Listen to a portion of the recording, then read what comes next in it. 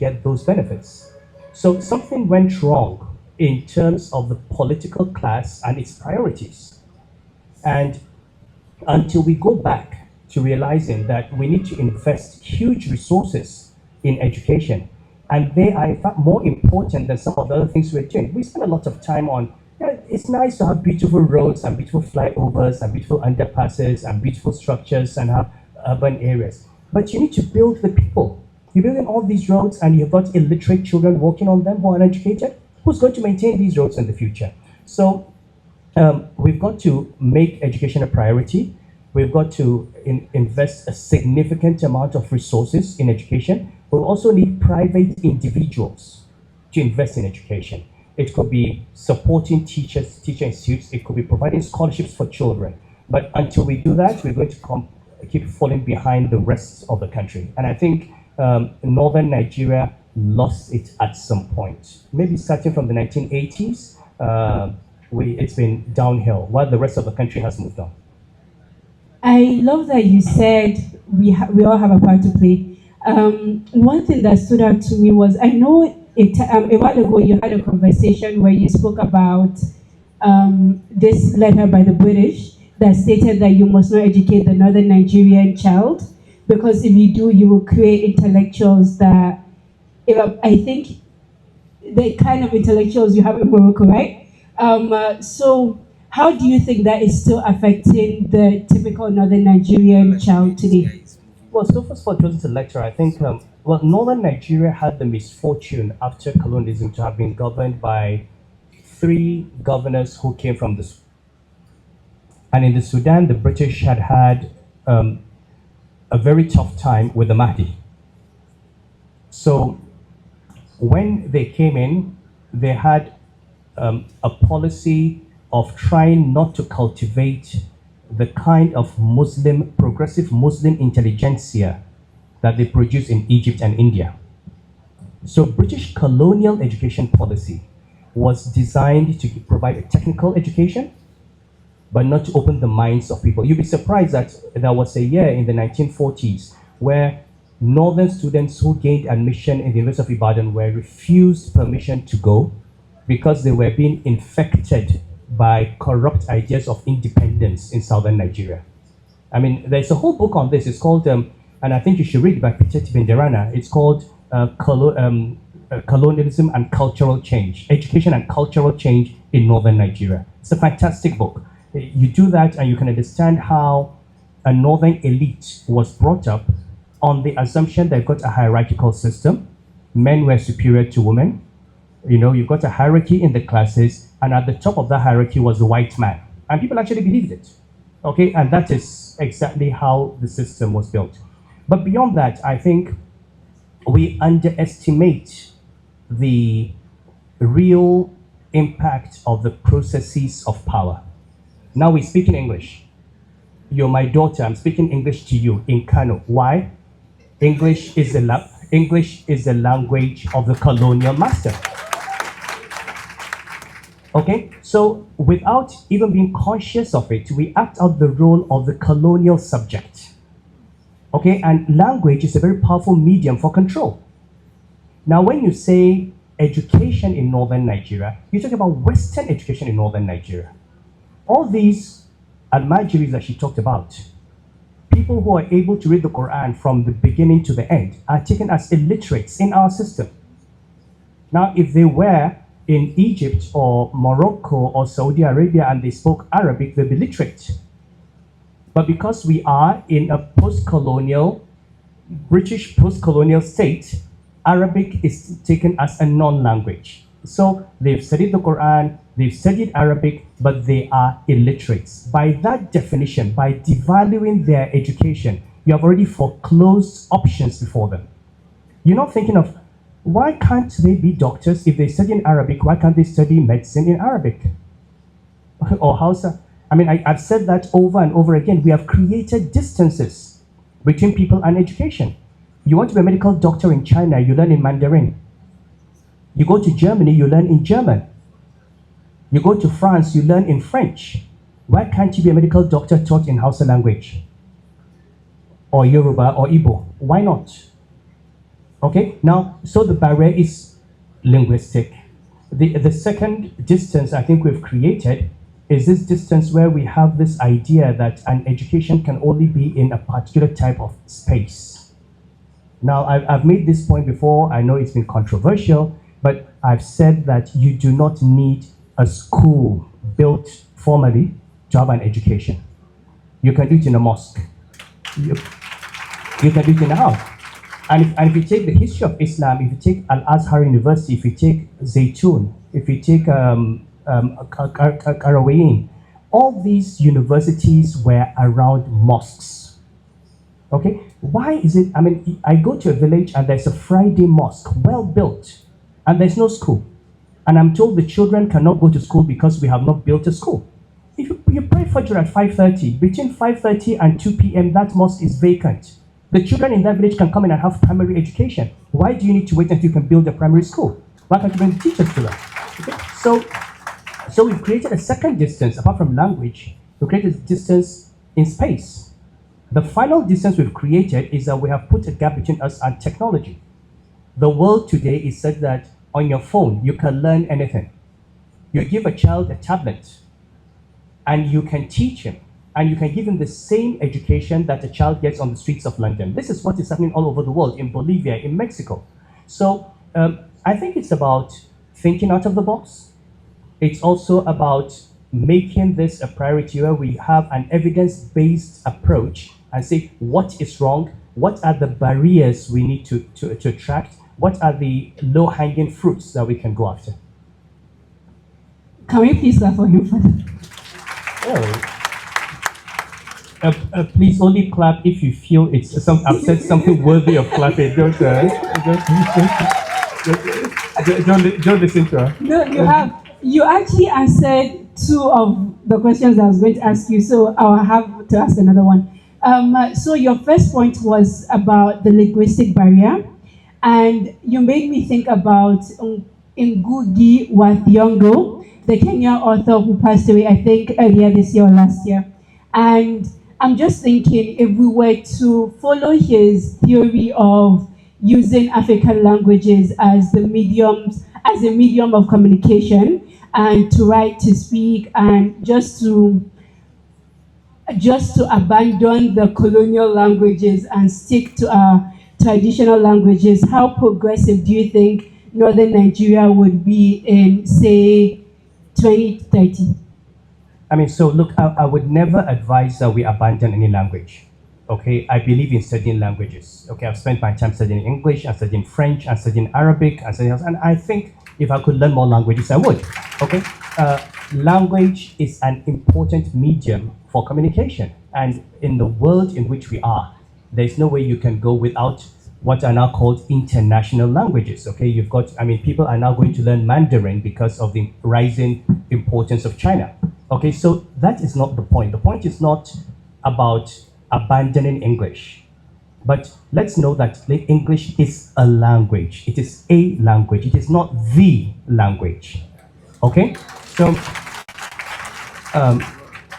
every Nigerian should speak English.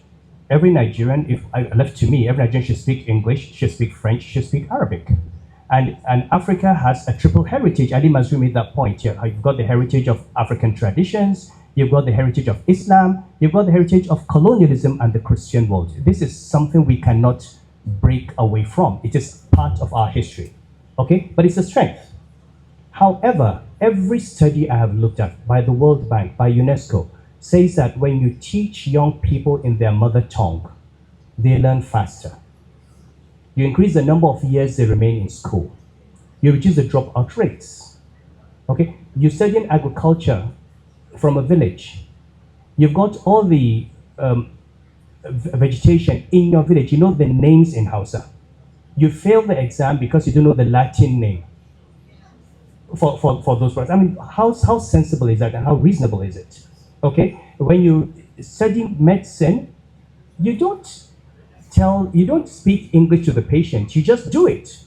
You perform a surgery, you don't do it in any particular language. So you can learn, and the question is, if that is a faster way, it's much easier, I think, to teach people to be physicists and mathematicians and doctors in Hausa language in northern Nigeria than to teach all of them English first and then from English turn them into doctors and engineers. Many of the teachers have a problem even communicating in English language. So until people have the courage, and there is some progress. I know Bayero University has recently concluded the translations of many of the books from primary school and secondary school, mathematics, physics, chemistry. I encourage that. I know the translations have been done. I've been trying to push for a change in educational policy. You can teach them in Hausa and then tell them the English equivalent of those words. They can sit WAEC, and when they see the question in English, they know exactly what they've been asked. And they can do the calculations. And so we need to think, how do we reduce the obstacles before them and fast track their access to that education? Speaking of obstacles, a lot of people in rural areas believe that sending their girls to school is a waste of time. Then I will ask you if you think so. No, and it's true. It's not because education is bad in itself, but because we are giving them lousy education. If you send your child to a school and after 6 years they've learned nothing, it's a waste of time. Okay, because we talk about all these millions of out of school children. Have you looked at the number of children who have actually gone through 6 years, 12 years of education and who are neither literate nor numerate? It's a huge number. So you have children theoretically in school, but out of school. And you can test it, and I've tested this empirically. They know. I'm traveling and I see a line of children. These are from an Islamia school. These are from primary school. And I stop. And I go to the girl in Islamia school and I ask her a question in Arabic.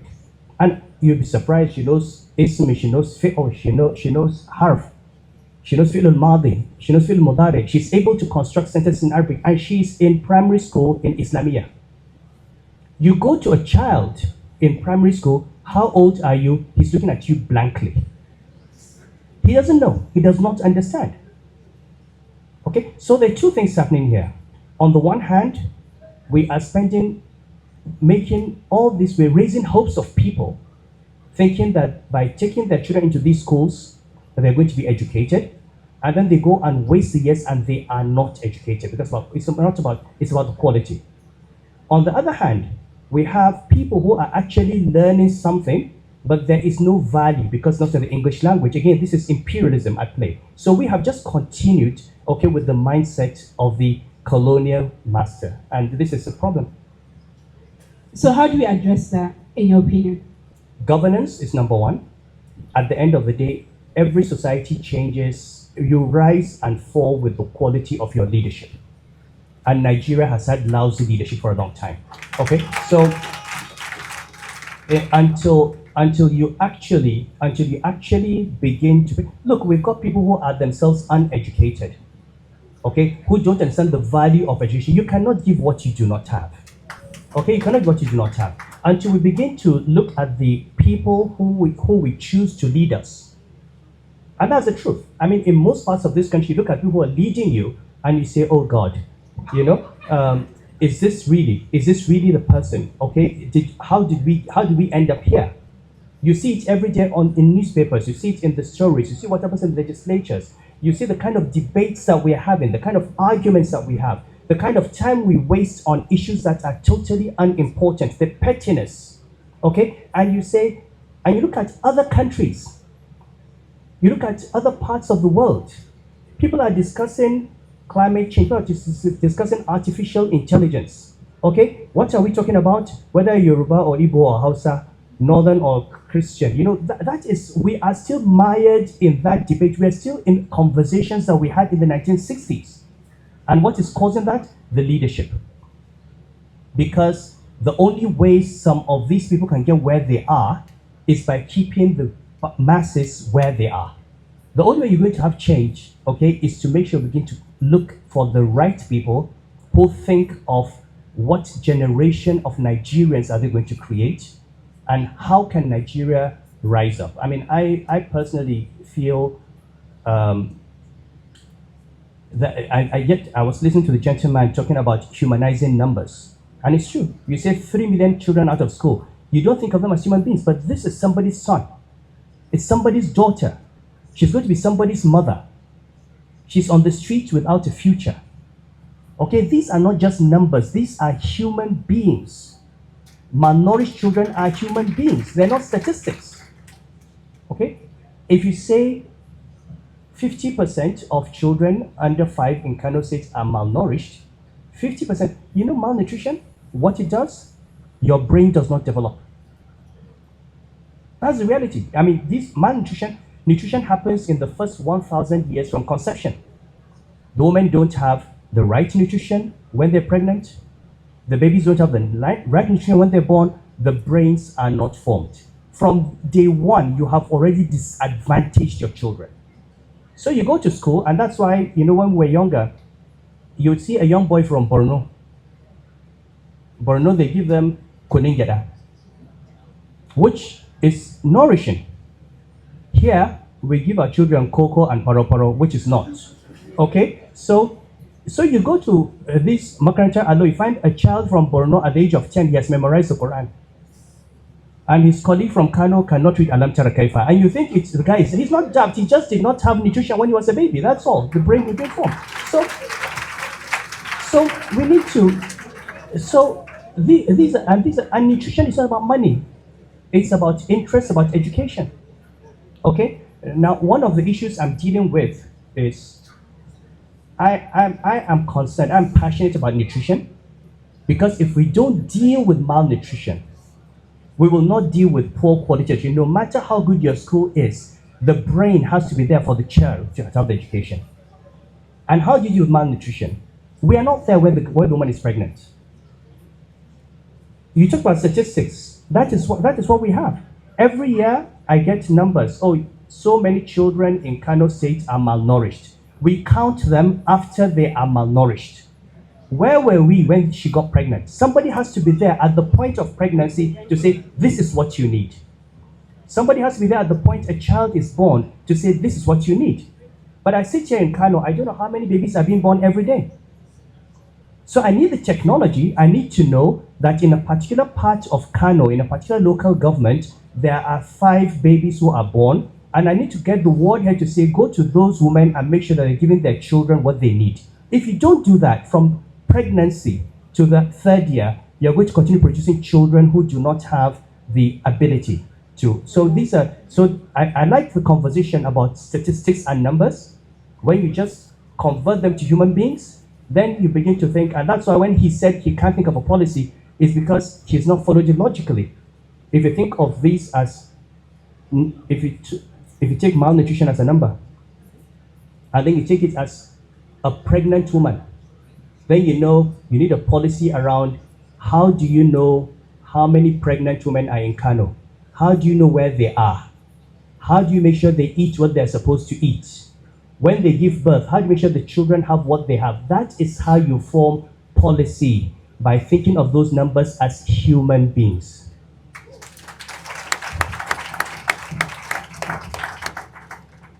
I'm just thinking about how it's so sad, but we have so many hospitals in Kano that are very capable of doing these things, and so many doctors. There's Dr. Hadiza Galadenchi, who I believe is very capable of having these conversations with mothers. But I'm just thinking, Nigeria doesn't itself provide the infrastructure and the space for these conversations to be had. And we have a lot of doctors fleeing the countries. Everybody is jabbering for greener pastures, and we can't blame them because of the reality of the country. So how do we make sure that these things are being taken care of? And how do we keep the doctors in Nigeria to take care of the women who will give birth to these children tomorrow? So you see, again, listening to you, it brings out one of the principal problems around policy in Nigeria. We're talking about nutrition, you're talking about health. A nutrition problem is not a health problem. And we have treated it as a health problem. So, you see, when you look at infant mortality, we treat it as a medical problem. If you break it down, more than 50% is a nutrition problem. It's about what you eat. Okay? It's not about medicine. And because we see it as a medical problem, we don't even have the structures. If you go to every Ministry of Health, you'll find that the head of nutrition is a medical doctor, not a nutritionist. Okay? So you find children dying of diarrhea. Diarrhea does not kill a child. But a child who is malnourished dies when he has diarrhea. Okay? First of all, we need to understand what is the problem we're addressing. Now, if you want to deal with nutrition, I would say we are the traditional institutions in a place like Kano. We are the best place to do this. Now, one of the things, you talk about Hadiza Garadenchi. We had and we had a conference at Bayero University some weeks ago where I put them together and said, look, I want you to do something for me. I would like to have software and technology where I can sit. Look, this can be done. I did it as a banker with looking at my credit portfolio. I can do it anywhere. I can sit, you can have to, I can sit on my screen. If you have the right data, I can every morning switch on a screen and I will know how many pregnant women are in Kano and have a distribution by district head, by village head, by ward head. It can be done. I can sit in my office and turn a button and I see there are 5 pregnant women in some village in Tudunwada. And I will know the name of the village head and I can give him a call and say, these are the women who are pregnant. Go and make sure they eat so-so food. But okay? Can they afford the so-so food? They can. They can. Look, you know, our villagers, a villager will plant beans, harvest beans, which he needs for nutrition, he and his children. Take the beans, come to the city and sell the beans, go back to the village and be drinking Coca-Cola and bread, and he thinks he has arrived. You know, these things, these are, you're talking about vegetables, you're talking about beans, you're talking about, look, kuningyada, these are things, we were all, I don't know if anybody who was my age here would remember a time when if your sister or your cousin gets pregnant, you know you're going to enjoy food. Because when she comes home, she eats a particular type of food. There are certain vegetables, zogale, mierganye. That's what they eat. This is what nutrition is about. We lost all of it. So this is about training. It's about constant monitoring. It's not something that doctors will do. It's something that we do in neighborhoods, in communities, and until we begin to reinvent that cultural practice of eating the right things at the right time. But if we don't deal with that issue, now take the governments, okay? The governments are doing well. So the government of Kano State will say, no, we're doing school feeding. And it's fantastic. But you're doing school feeding for a child who is 6. By the time a child is 6 years old, it is too late. It is too late. You need to get that child in his mother's womb. You need to get that child when he's being breastfed. And who is with the mother at that time? It is the village head, it is the ward head, it is the imam, it is the priest. It is not the hospital. The father? It is the father. We're kind of running out of time, so I have just one more question. If you could leave this audience with one call to action today, what would it be? I think you've done it. I think, we've talked about it. This, because I was really intrigued when I caught the conversation around statistics and human beings. Okay? And I can only share from my experience. In everything I do for it to have value, I ask myself, who is the human being at the end of it? Okay? So, look, you have a sister who's going to medical school. And it's expensive. But I keep telling myself, if she qualifies as a doctor and she saves one human life, it is worth all the money that's been spent in educating her. Okay? So you can't put a pound or dollar or naira sign in front of a human life. Okay? And in everything we do, we even when you write, for you writers, when you write your poem, when you write your book, what human being are you reaching? How does this affect society? You can write it for fun, but really, for you to be a proper intellectual, you've got to think through, who am I writing this book for, and what do I want them to take away from it?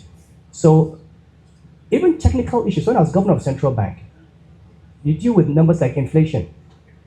It's 16%, 20%. You know the difference between 8% inflation and 16% inflation is that at 16%, the price of everything doubles in 4 years. So it's not just a number. When you hear that Nigeria inflation is at 30%, please know that every 2-3 years, price of everything is doubling. And therefore, between 2015 and 2019, price of rice doubled. You started from 8,000 naira, you got to 16, you then got to 32, then you got to 64. Because we're just looking at the numbers. But if you think, as the governor of central bank, that if the inflation rate goes beyond a certain level, there will be these millions of people who can afford 3 square meals a day who can no longer eat. It's not just a number. Then it's not just 8 to 16%. It's about the number of human beings who are going hungry because they can no longer afford food. Okay? If you do a payment system, if you're looking at your cards, your simple card, okay? If that system fails, there could be one Nigerian out in Singapore who went out with his card, who is stuck in a hotel room and he cannot pay for his hotel because the system has failed. It's not just a card. If that payment system fails, you've got transactions happening. It may be a life-saving transaction with somebody in a hospital. He has the money in his account. He needs to pay for an emergency surgery and he cannot because the card is not working. So if you think about a human being at the end of what you do, you then put in the diligence and you take the value out of it and get the satisfaction. So when I'm told inflation is down to 8%, I say yes. Why? Because I know. When I'm told this is it's working again, I say yes. I know people are able to do that. So, so I think the one thing I would say to each and every one of you is, for everything you do, and you know this, I've told all of you every time that if I've educated you and all it has resulted in is that you're able to get a job and get a good salary, then I've wasted my time. Okay, for each and every one of you who's gone through this education, there are millions of girls in northern Nigeria who do not have that education. And what I want to see is, how does that education assist you in opening the doors to make it possible for more of those to become like you?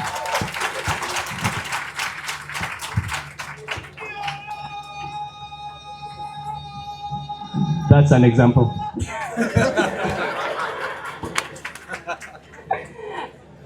Thank you so much.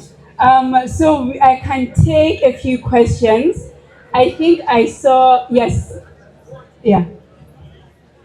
Mike, second row, is it the first? Yeah, the next. Okay, I'm ready. What of the ladies?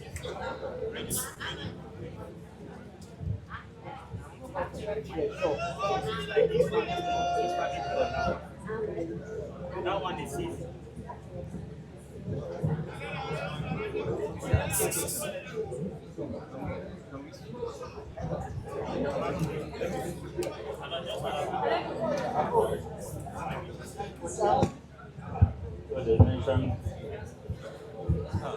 Ya Amirul Muminina, here's my simple question. I notice in most of your responses, there is a kind of historical interrogation on how we arrive at here. And speaking of literacy, what caught my attention really is your point on literacy of the mind. And literary space, I noticed that there is a kind of, not just literary space, there is illiteracy of the mind in Nigerian educational space. For example, probably some of them are here, they will give you 1,000 reasons why they will never read a fiction. So that's just one example. And this particular Philistinism was transported, sadly, years back here in Kano, where a state governor was burning books because they fall under a particular genre of this thing. So I just want to, this particular literacy of the mind and the prevalent of Philistinism among educated Nigerians, I would love you to briefly historical interrogate it. Thank you. So, okay, look, education is the enemy of tyranny. Okay, tyrants do not want people to be educated.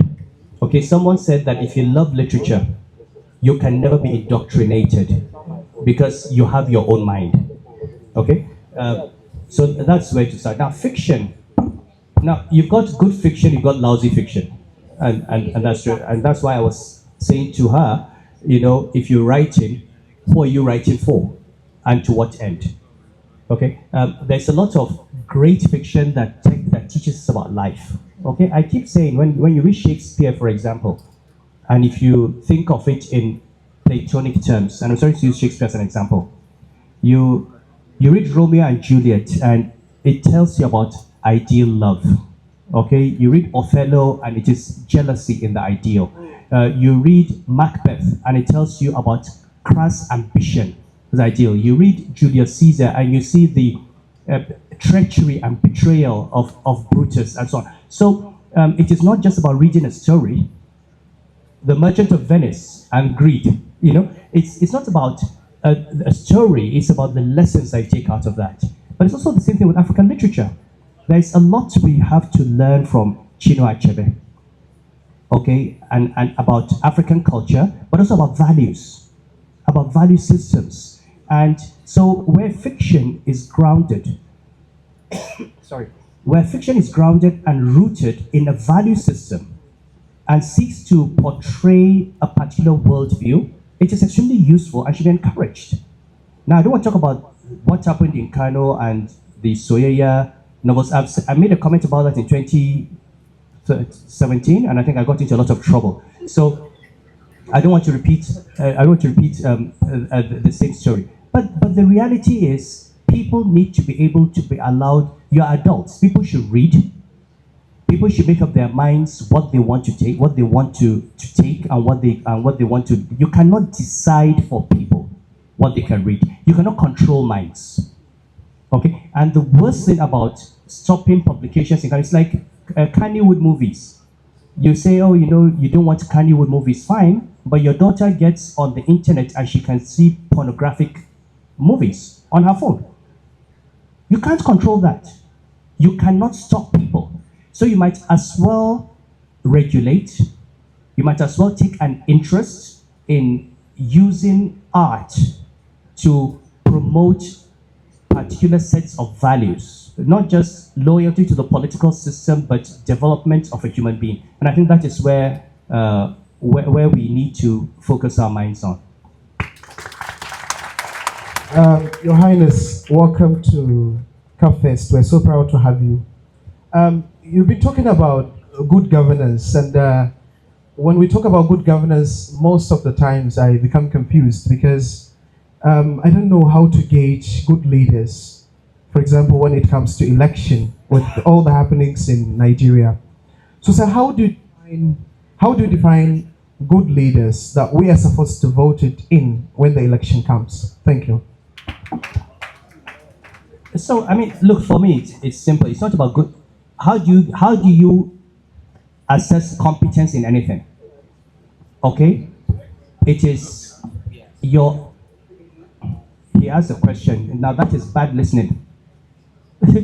Okay, so how do you assess competence in anything? It's about having someone who has the capacity and the ability to do what he is supposed to do. Okay, it's not just about government everywhere. I tell people, and I say it very proudly, I was governor of Central Bank for 5 years. I had a particular duty. I was supposed to keep inflation at a certain level. I was to stabilize the exchange rate. I was to work on the payment system. I was to keep the banks safe and people didn't lose their money. So you can assess me. Okay? And I say, I look at my record, I delivered 100%. And because of that, I have earned the right to criticize any public officer who does not perform. Okay? If you think when I was governor I didn't deal with inflation or payment systems or the banking system, come and say it. I'm open to criticism. Okay? But no one is saying that. You can talk about other things. Now, first of all, you need to ask yourselves as Nigerians, what are you looking for from your government? Are you looking for a person who is going to give you education and healthcare and development? Or are you looking for somebody who's going to distribute money for you at election time? Okay, and give you, basically just keep giving you cash, to spend. You take money and spend it. What is your own priority? Okay, and are we not being selfish as a generation? Are we not looking so much at our comfort and forgetting the next generation? We've got huge debt that we're taking in this country. Where is this debt going into? I would be very happy if all that debt was going into educating the young people, because these are the people who are going to pay off the debt. But you're taking on debt, loading it on an economy, not investing in the people who are going to be paying off the debt. In 20 years, they're going to have a problem with the debt crisis. They don't have the ability to earn. You've got to invest it in their productivity. So, simple questions that we need to ask ourselves as Nigerians. If you have a governor, if you have a legislator, if you have a chairman of a local government, has he addressed the needs of the people within the limits of the resources available to him? Or has she done that? If we know what we want, and we demand that of our leaders, and make that the condition on which we choose, we begin to improve.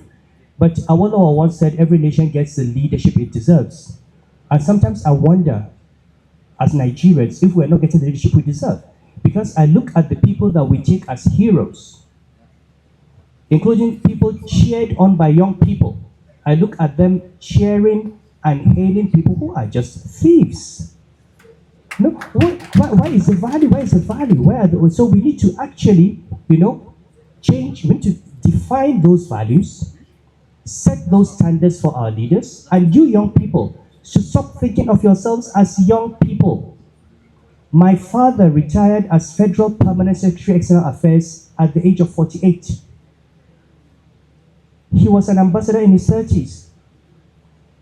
Yakubu Gowon was head of state at 31. Murtala Mohammed at 29. All these people you talk about, Sedona, Ahmadu Bello, I'm not sure Ahmadu Bello died. I'm sure he was just in maybe early 60s, 61, 62 when he died. At the time they were fighting for independence, they were in their 20s. Aminu Kano, all of them. Now you have a 40-year-old person calling himself a youth. And he's waiting for us to tell them, you guys, you need to take it. You need to get up and take it. You are the majority in this country. Form your own party. Support somebody in your generation. Just retire us. Retire us. No, otherwise you're never. Every election you're going to have presidential candidates that are over 75. Okay, and then we can't. If you have a 40-year-old candidate and all of you choose to vote for him or her, you retire all of us, and then you can take control of your own lives. I think this sense of waiting for someone to do it is something you've got to change. Assalamu alaikum warahmatullah. Ran Sarki Yarade. My name is Ahmed and I have two questions. But before I ask the questions, I want to lay a foundation.